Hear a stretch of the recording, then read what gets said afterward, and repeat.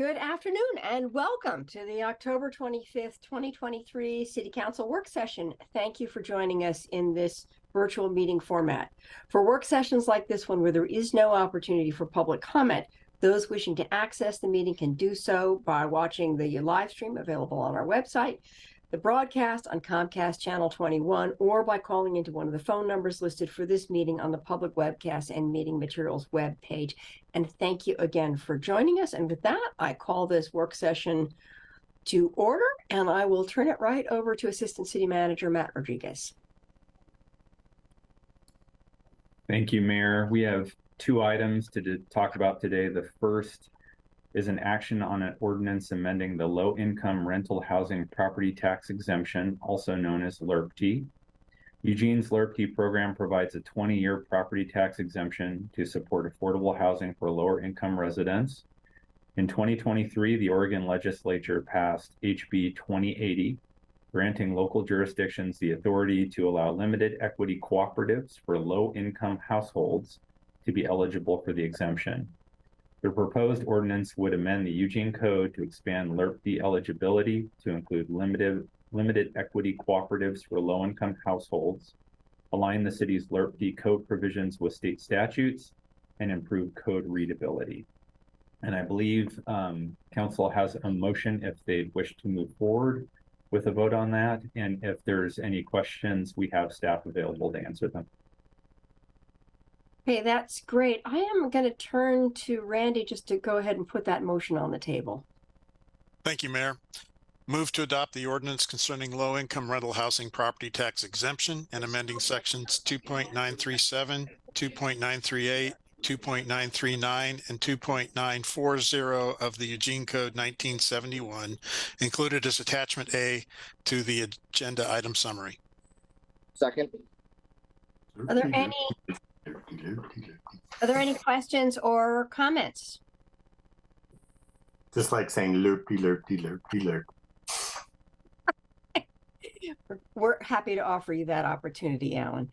Okay, if there's no discussion on this issue, all in favor, please raise your hands. 1, 2, oopsie, what? 1, 2, 3, 4, 5, 6, 7, 8, and that passes unanimously. Thank you very much. Very happy to see that move forward. It's a really constructive change. Okay, and with that, I will actually turn it back to you for Matt for the second round. Thank you, Mayor. So a prospective initiative petition was filed with the City Recorder's Office in April regarding a Eugene Charter amendment that would change the method for electing the mayor and city councilors.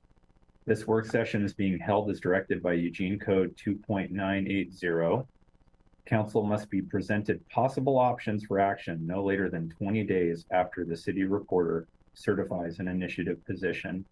And I'll hand it over to our City Recorder, Katie LaSalle now. Thanks, Matt. I will start sharing my screen. As I pull up my presentation, I would just like to make a note about how this is a current election measure. And as such, there are rules and limitations around what staff can do. So in this meeting, councilors are free to discuss, debate, and ask questions, but I may be limited in how I can respond. So just framing that up, and then I will get this going. Okay. So as Matt covered, this is the presentation related to Initiative Petition 2023-2 per code requirements. And this is related to the initiative that would is a charter amendment that would change the method for electing mayor and city councilors. Just a quick overview of the timeline. So in April, the petition was filed. The chief petitioners had until October 2nd to collect the signatures needed. They did meet that code requirement. After receiving the results of the statistical sampling from Lane County elections, did certify the petition on the 17th of October. Today is our presentation to council per code requirements. And then I put this information on here. It'll make more sense on the next slide, but one of the options for council is to put forward an alternative measure. And so if that is something council chooses to move forward with, then we do have a deadline associated with that. And that is the February 21st, 2024 date. So your code outlines a few options once a petition has qualified to the ballot, and I've outlined them here for you. You have the option to vote to urge adoption or defeat of the referred measure. And this is really a statement to the electorate to let you, allowing you to tell the electorate how you wish they would vote. And then the second option is to order a submission of an alternative measure or measures to be voted on at the same election as the referred measure. You may note that the last time I gave this presentation, there was a third option. Those are specifically related to ordinance, and as this is a charter amendment, that option isn't one of the ones that is available at this point. And so I do have in your AIS, I did outline the possible motions for you. I'm just going to go over them quickly again. So you can take no action today, in which case the referred measure will appear on the ballot in May of 2024. You could decide that you would like additional work sessions on this topic, and you can ask the city manager or direct the city manager to schedule those additional work sessions. You could move to urge adoption or defeat of the referred measure.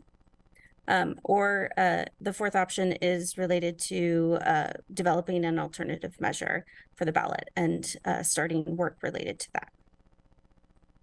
So that's all I have in terms of a presentation. I'm going to stop sharing my screen and see if there are any questions.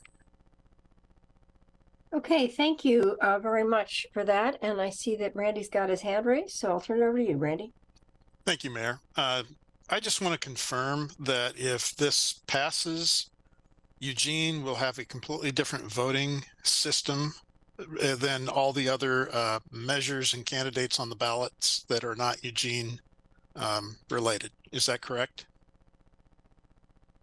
So, Councillor, I just want to make sure I understand. Are you asking if the star voting method that is being proposed is being used elsewhere? Or are you asking specifically about whether Eugene, well, I guess they're kind of the same. So the answer is the star voting method is not used elsewhere in Lane County. So in a situation where if this does pass, yes, we would be the only ones using it in Lane County. I don't have any information as to whether other jurisdictions in the state are using the star voting method. Thank you for confirming that. My biggest concern is I think we're just going to add a level of confusion to voting. And to me, it seems like if there's a move in this direction, it should be a whole area or not at all. But that's my opinion. At this point, I'm not inclined to make a motion, but I'd like to hear from colleagues before we get to that point. Thank you. Okay, thank you. Emily. To clarify Randy's question, on our ballots in Eugene, star voting would only apply to council and mayor positions? Would it apply to EWEB? Would it apply to our national elections? I think it doesn't, but I want to see if we'd be using two different methods in the same election.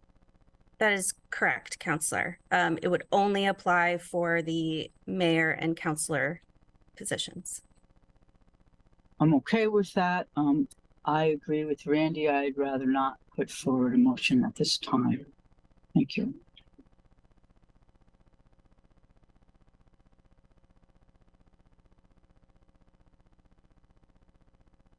Matt, you're up. Okay, thanks, Mayor. I did not sign this petition, though I was asked multiple times to do so, because while I long for creative ways to expand and expand the electorate and increase participation in elections. It's my understanding that this proposal not only changed the method of how we vote, but the timeline. Can you confirm, Katie, that the normal primary election that would occur in May would, if this were adopted, would be moved to November, in which every candidate who longs to run for a municipal position would then be automatically running in the general election in November. Is that accurate? That is accurate, Counselor. It would only be an election in the November, the general election for mayor and city councilors. For other positions, as Counselor Simple stated, there would still be the May.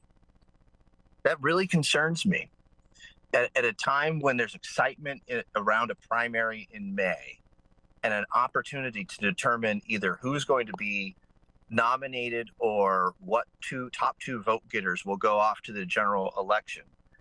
If we as a society want to encourage taking money out of politics, putting everyone who wants to run automatically in the general election is the opposite of what's in front of us.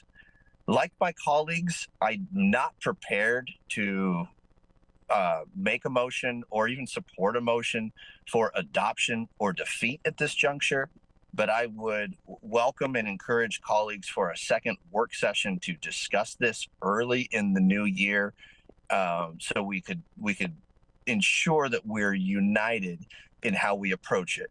But in a state in which we have the highest voter turnout in the nation, I wonder what we're trying to do with this arguably confusing approach that doesn't take money out of politics and it hasn't necessarily been tried and tested, and that indicates that it increases the electorate. It creates more confusion, arguably, and if I had to make a decision today, well, I'm going to let it be. I'm going to let my colleagues kind of determine our fate here about a future work session.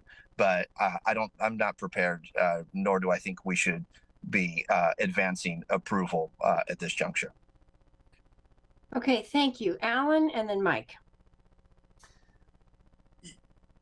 Yeah, I'm not a fan of star voting. I think it's a solution looking for a problem.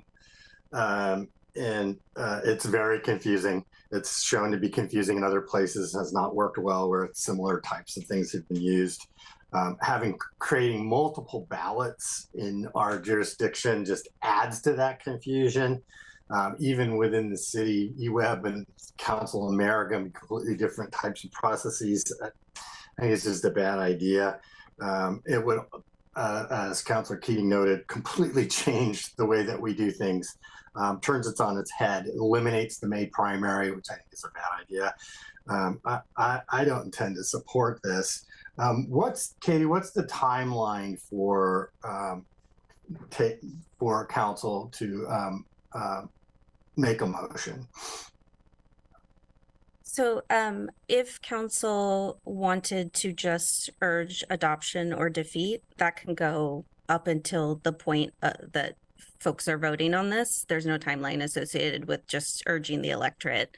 If there is a desire to do an alternative measure, that's the only thing that has a timeline, and council would have to refer the measure by February 21st of next year. Okay, February 21st. All right, and then and how does this impact the voters pamphlet as well?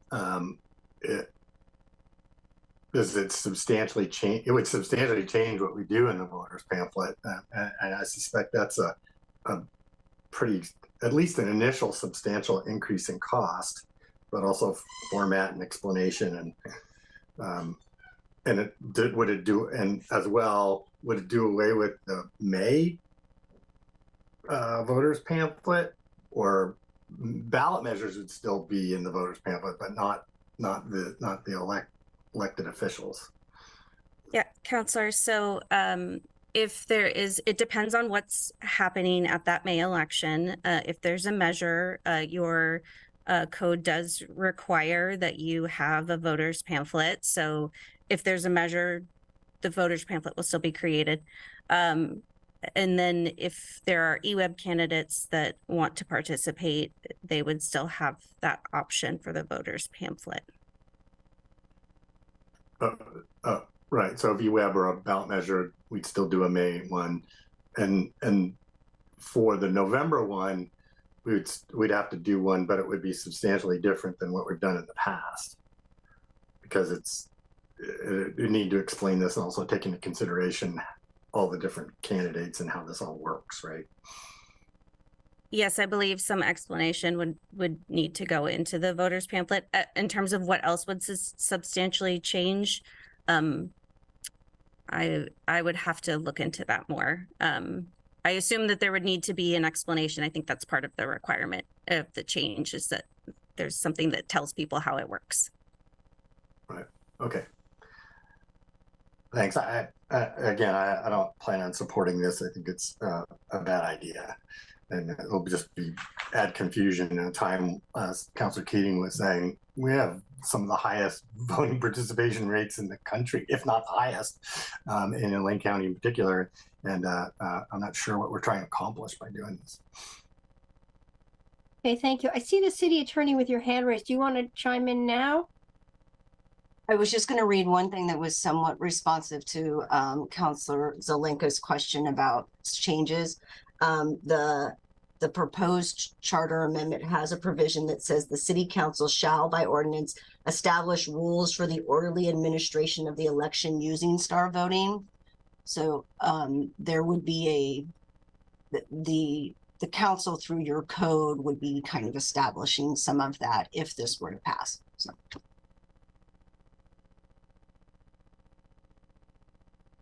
Thank you. It still opens a question for me, but okay. Mike. Thank you, Mayor. I've actually spent quite a lot of time with the folks who are have been presenting this option for a long time, for a number of years now. I'm not in favor. It's an interesting analysis to go through why they think it will be so much better, why they think it will lead to more moderate candidates rather than more extreme candidates, as well as a number of other benefits they talk about. The biggest part that concerns me is one election where everything's on one roll of the dice, as it were,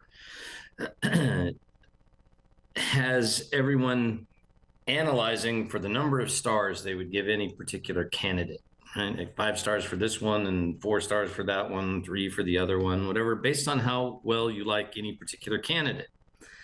I think that the reality is we'll end up with maybe one of the most negative elections we've ever seen, because it's much easier to make somebody not like somebody than it is to make somebody like somebody. And I think we'll end up with some extremely negative campaigning, and I would really hate to see that happen.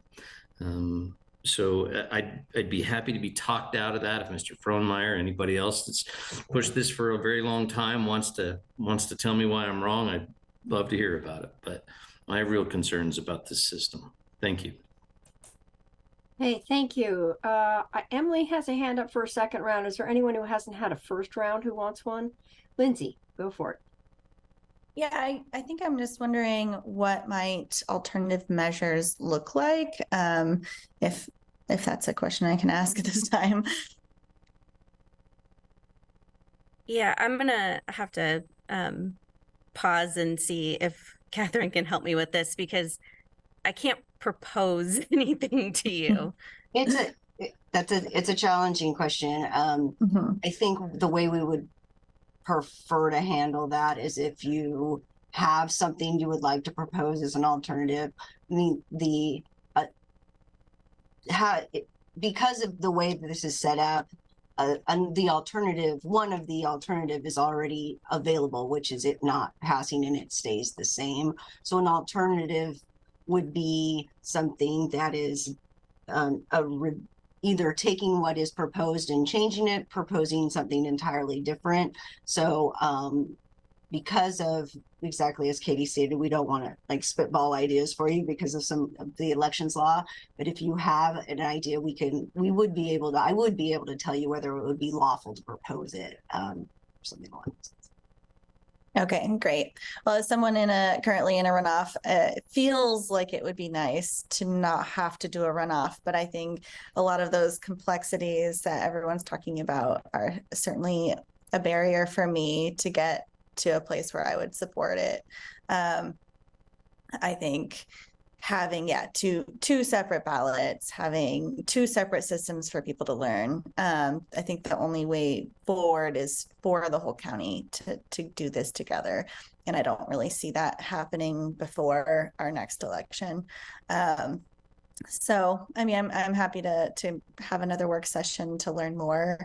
I don't think we have enough scenarios that have been successful to look at and frame our own system. And yeah, as Councilor Keating said, you're not taking cost out of the election. We're already likely having the same primaries in general, and now you have 5 people potentially, or however many people will sign up, having to be raising funding and doing all of this. And I think the runoff is actually a nice time to really solidify what you stand for, what what value you bring, and really be talking to voters over a long term to make sure that you're representing the city and your ward well. So, it would take a lot for me to get to the other side of that. But thank you.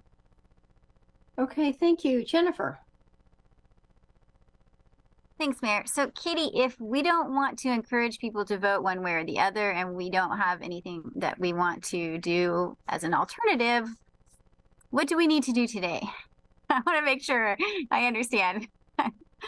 If you don't have strong opinions about voting them to urge one way or the other, if you aren't interested in pursuing the other option, which is an alternative measure, you can do nothing. And well, that is very easy. So I will just say that I am in favor of doing nothing at this time. I'm not against having more conversations about it, but I'm not sure. I'm interested in putting out an opinion. I feel like people are smart enough that they can figure out whether they think this is a good idea or not on their own. I wouldn't vote against having another work session though. So I guess that's where I'm at. Okay, second rounds, Emily and then Alan. Thank you. I have concerns really about the negative campaigning. It's so unnecessary. And when I was campaigning, I refused to go negative. It's always better to talk about how great you are rather than any detrimental things to your opponents. And don't call them by name. They're always the opponent because it's name recognition. Just a little tip. Would we still start signing up in September since there wouldn't be a primary in May, or would that get delayed? Because, 14 months of campaigning costs a lot of money and it's grueling. yes, Counselor, I'll double check with the city attorney, but that is the date for when you start is by ORS. So I assume that date would not change. Yeah, I'm hesitant to give an absolute for the same reasons, Katie. I'd want to just take a real close look at it to see if anything would alter. But yeah, those are set by statute, so I would expect them to say the same. But I'm gonna hedge that just a little bit because I haven't looked at it. Because if we could start later, that would eliminate some of the financial concerns. I realize if you have 5 people running, they all have to spend their money up until November rather than until May. But it's a gruelingly long experience. I would be much more amenable to it if the county was doing it also, or the state, which seems unlikely. It would eliminate some of the confusion in education needed. So I'm finding it's intriguing, but I'm not wanting to pursue it at this time. I'm ready for the community to think about what they want to do. And if we do get an opinion, we do have until February to say whether or not we like it. I prefer to stay neutral at this time and save our work sessions for the moment, at least. Thank you. Thank you. Alan, then Randy, then Mike. Yeah, I concur on the negative campaigning and what Mike said. It's a lot easier to tear someone down than it is to build someone up, and that's where this will end up. Katie, can you explain the automatic runoff portion of this and how that would work? And it's like we're going to have 2 elections, right? Counselor, I'm not sure that I can get into the details of how it works. I mean, I could probably read it, but I would be worried about putting my own inflection and or saying it wrong. At a high level, my understanding is that the runoff process is automatic. So when they calculate the numbers, and it doesn't actually take longer. So it's kind of like scoring someone, but I really do hesitate to put more into it than that without checking with city attorney as to how I can describe this. Yeah, okay. So city attorney, question about the alternative. So question 1 would be, you can't propose the status quo as an alternative. I got it, right? So you'd have to have some alternative that changes the status quo in some way. And how substantial does that need to be in order to be different from the status quo?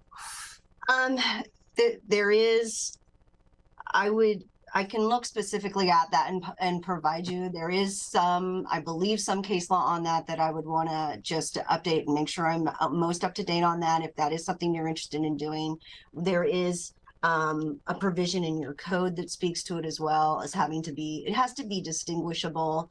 But if that is something you're interested, I can provide you something specific that says this is the kind of distinguishing differences that you're going to need to have. Okay. Thanks. And I too would like to see if I can keep my puppy from chewing up everything in my house, to have another work session on this in the near future to talk about where we want to go with this. And I think the advantage of council weighing in yay or nay is that you get to put forward the arguments about why you think this is a bad idea, as opposed to just staying completely neutral. And I think that's the obligation of the council, to put forward their collective thoughts about how this process would be beneficial and detrimental. Okay, thank you. Randy and then Matt. Thank you, Mayor. First of all, responding to what Alan was asking about the runoff, the way the city recorder explained it's how I read it. It's not a second vote of the public. It's taking the original votes with the star weighting system and applying it to the top candidates. So I don't think it would add an added burden to the public. At the same time, I still think it's confusing. I started today with the thought that I was going to make no motion. I've heard enough colleagues say that they would like another work session. I'm fine bringing forth that motion. My only hesitancy is it seems like it's getting more and more difficult to find space in our schedule to get items on our work sessions. And we're looking at something that's not mandatory. It's not something we've received thousands of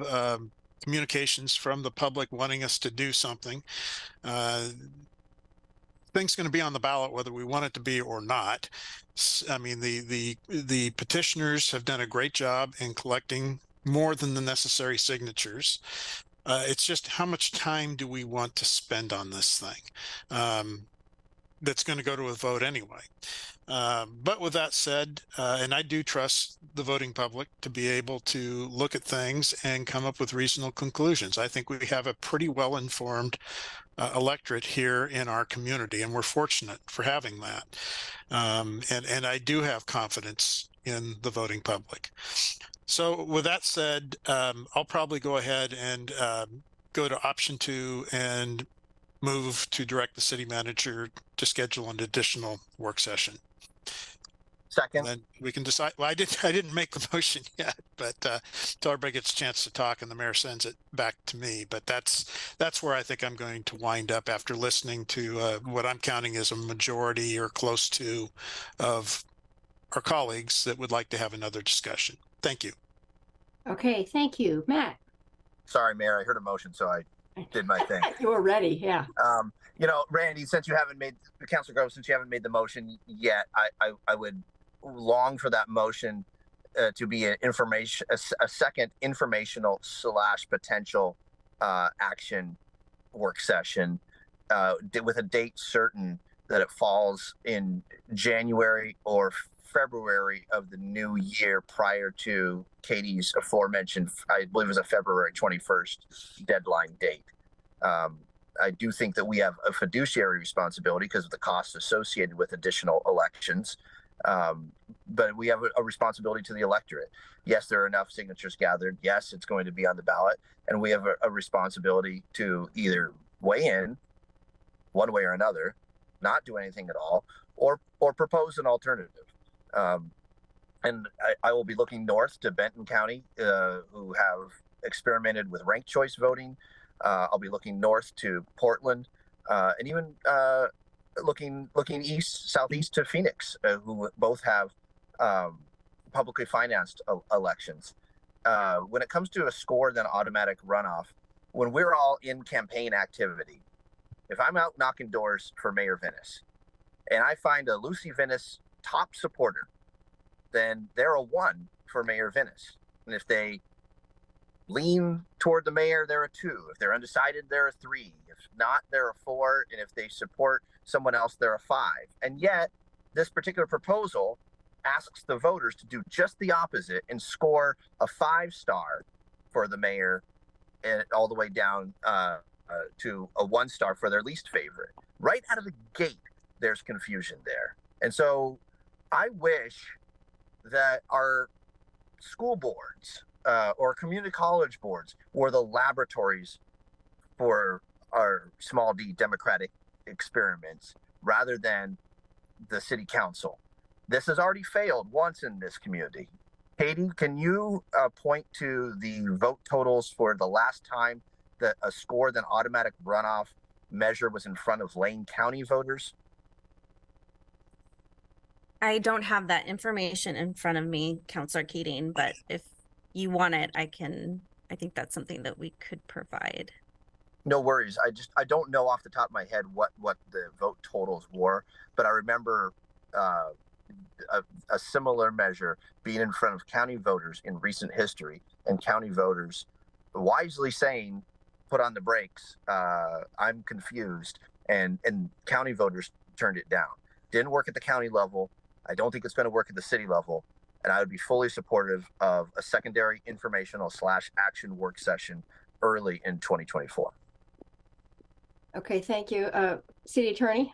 Yeah, I just want to, for purposes of what the desired intent is for discussion at that work session, it is important that if there is interest in discussing and potentially proposing an alternative, the timing of that will matter, because if it needs to be actually done and voted on in February, you'll need to have enough discussions earlier on to give an opportunity for me to help you draft that and for you to get it, where you want it. So that's actually, that's not a time consuming endeavor.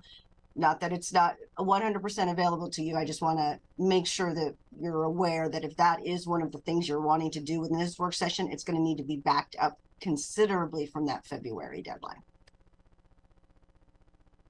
Okay, thank you. That is an important clarification on the timing. I have Greg for a first round, so I'm going to let him go, and then I'll circle back to you, Mike. Yeah, I just wanted to clarify something that Councilor Keating had alluded to in his last comment, and that is that the county voters had defeated this. The way that I recall it was that they didn't get enough qualified signatures to reach the county ballot. And then they came to us as a city council to ask us to, put the star voting piece on the ballot for city voters to make the decision on. And at that time, I supported, let city voters, make the decision whether they want this or not. I think that from some of the things that I've read recently about this and what has happened in other places in the country, it has discouraged voters from voting and has had an impact, particularly on underrepresented and underserved voters and their perception about the ballot being accessible to them. So I think that we need to be very careful about what we do here and how we look to, quote unquote, either change or improve our voting system, because it's the old adage, if it's not broke, we don't need to fix it. I think that I would be very open to having a broader discussion at another work session about this so that we can, vet the various angles and possibilities that go along with star voting, or, this is, ranked choice voting, or however you want to deem it. Okay, thank you. Mike? Thank you, Mayor. I just wanted to confirm my friend's recollection there by saying I voted in favor of willingness to put it on in Eugene as well. But my reason for doing it was, as you recall, they didn't get enough qualified signatures. Well, the county does that by means of scientific sampling. And I actually think that based on the way they reported their sampling, I thought they had done it in error. I thought these folks had qualified, in fact, based on what I had heard, and that they deserved the chance, that they'd collected enough signatures. They deserved the chance to have their day in court, as it were, and to have their question heard on the ballot. I was a no vote personally then, and I still am now. I think the idea is not a good one, but I do think they earned the right to be on the ballot when they attempted it before. And this, I'm glad to see that they did the work sufficiently here. But I just want to say real clearly, I am still opposed to the idea. When I get my ballot, I'll be voting no. But I hope that everything goes smoothly in their process from here, and that the people in Eugene see that this is overcomplicated, from my opinion, and a black and white, one or two choice kind of thing is an easier way to get more clear results in an election, and I think that's a clearly understood answer is the better one. So, thank you. Okay, I have Alan for a third round, but I see the city attorney had her hand raised again. If there's a desire for me to answer the question, I was able to find the information regarding the county election. Okay. So there was in the 2018 general election, the charter amendment to adopt score then automatic runoff voting for elections was a Lane County measure that had 75,807 yes votes, 83,450 no votes. So it failed. The discussion that you had regarding whether you as a council should refer it to the voters was based on a failed collection of signatures for it to be city specific. And so that the county one was 2018 that some of you are all remembering. So both things happened. Both things happened. Both things are true. We're just each remembering a different part of the story. All right, Alan. Sorry. That's not a barcode, by the way. That's it's a. You muted, Alan, you've muted yourself. Oh, that's not a barcode, by the way. It's a gradient of temperature in Oregon from about 100 years ago through today, and you can see on the gradient that goes from cooler to blue to red in present day. So it's actually a climate change pictorial of how much increase in temperature there's been. I wanted to clarify what I said before. I understand how star voting works. My concern wasn't well said. It's not that there's two separate elections and we have one election then another election.